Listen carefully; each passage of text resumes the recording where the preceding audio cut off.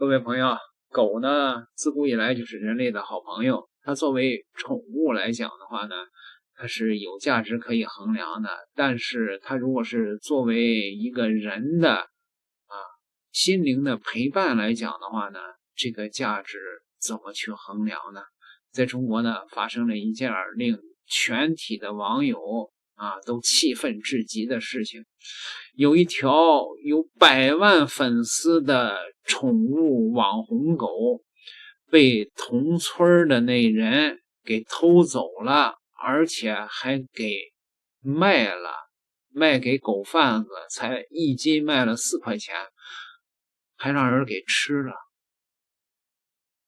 發生在河南，100萬粉絲網紅邊牧犬鋤頭被偷後呢，以180元轉賣宰殺，偷狗者囂張的聲稱賠180元了事兒。2026年5月11號旅行博主郭先生的陨石邊牧，這是這個狗的品種鋤頭，在河南商丘寧陵縣的田間這個看守車輛的時候，被一對騎電動車的男女用擋風被掩蓋，強行擄走。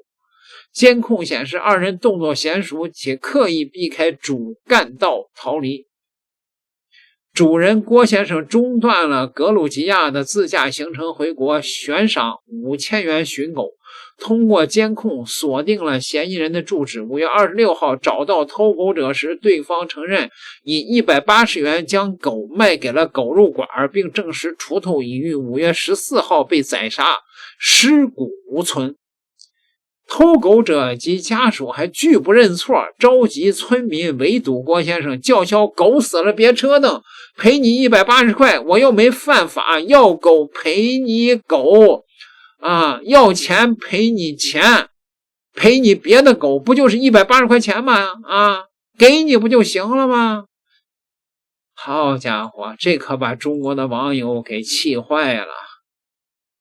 100萬粉絲網紅邊牧鋤頭疑遭人偷走後，作價180元賣給狗販宰殺。警方立案調查，主人要追究偷狗夫妻刑事責任。5月28日，狗主人河南寧陵縣的郭先生告訴紅星新聞，通過調取監控發現，自己養了8年的寵物狗被一對騎電動車的男女帶走。當郭先生找到該男子時，男子稱已以4塊錢1斤的肉價賣掉，其當即打電話給狗販子，得知狗已被轉賣宰殺。你買的是？我嘞。這狗現在在嗎？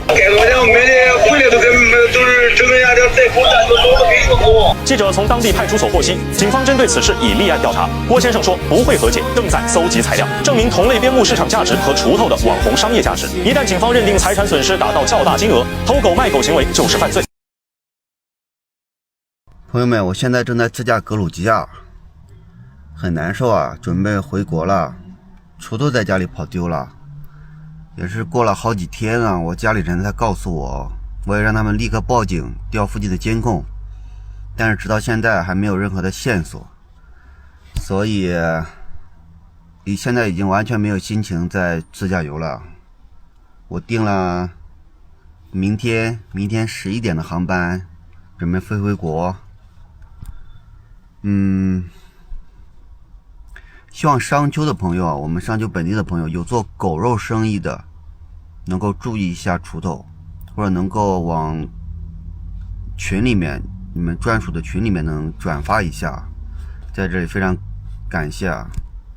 真的希望鋤頭能夠平平安安的。鋤头是我從小領養的，還沒有做自媒體以前，後來跟着我旅行在路上有6、7年的時間，現在他也快10歲了。今天也是一直開車，開到了格魯吉亞首都第比利斯機場附近，準備找一個停車的地方，車子就停在格魯吉亞了。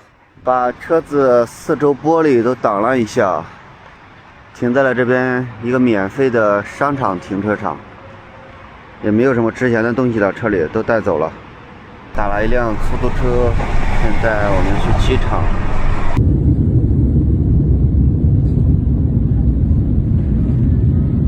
落地烏茲別克斯坦，在這裡轉機。從那邊航站樓出來的，還蓋了個入境章。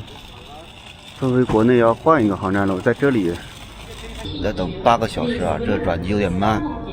這是我之前健身的時候剪輯的一個鋤頭的短片，一直存在手機裡。在這裡，希望上丘本地的朋友能幫我留意一下它。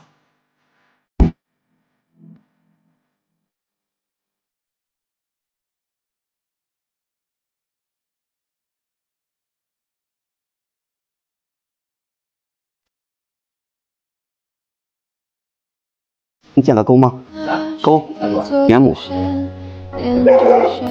是你吧？边牧啊？对，没见。有全程监控都有监控，我在公安局调，我没找多少天了。卖到哪去了？警察一会儿就来了，咱在这等一下。家有小孩，他在这弄个。不知道。卖多少钱？180块钱啊！这路上看见了，你这发俩手夹住，俩手还摁住。我又没得要嘞。他是往你车上了吗？你在吗他？不说每一个晚上给你180块钱，给你200块钱给我。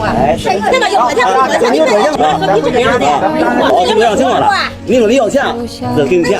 你要我地方吧，我退了给你。我刚才找一下行不行？俺找这个狗都我从国外飞过来了。要国外300块钱给你买的狗啊！我赔你，这不赔你，让身上5天，然后2块钱现金，你找办公楼。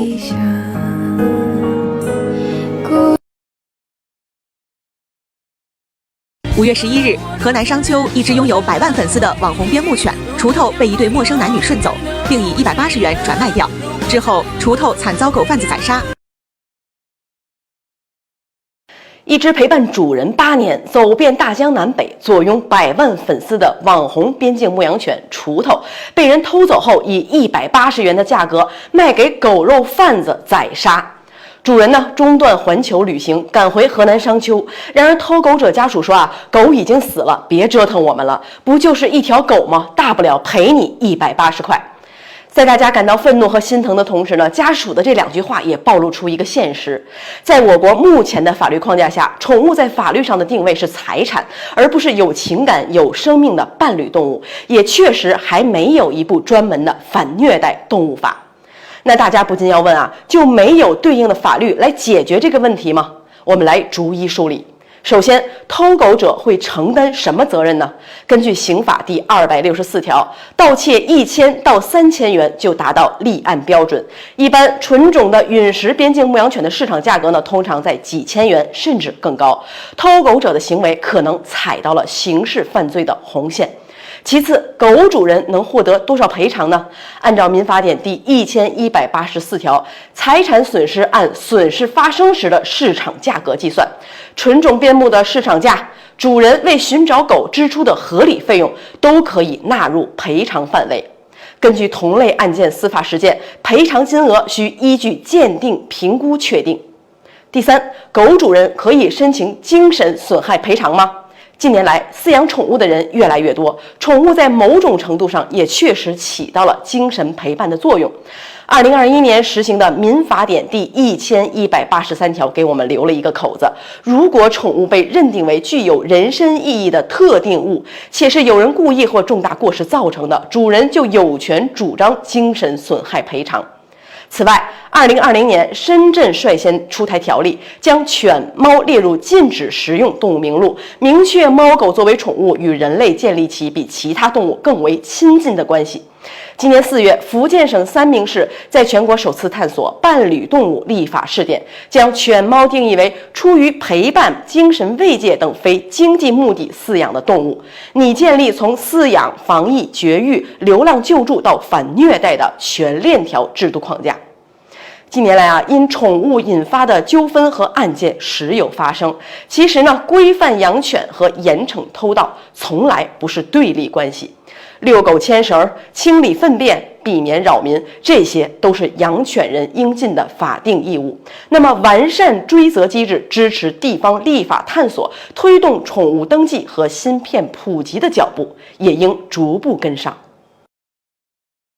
中國新聞網還有中國的很多的官媒都下場了，這個事情應該是一個在寵物立法領域的一個標誌性的事件，有可能推動中國寵物的立法的完善。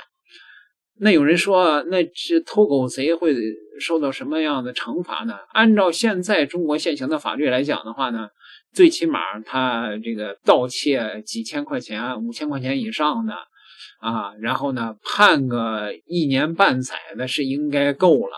那麼呢，我也建議呢，就是寵物的主人呢，要去做這個公證，就是說你的百萬網紅的寵物狗啊，這1年來給你帶來了多少流量，這個流量值多少錢，是吧？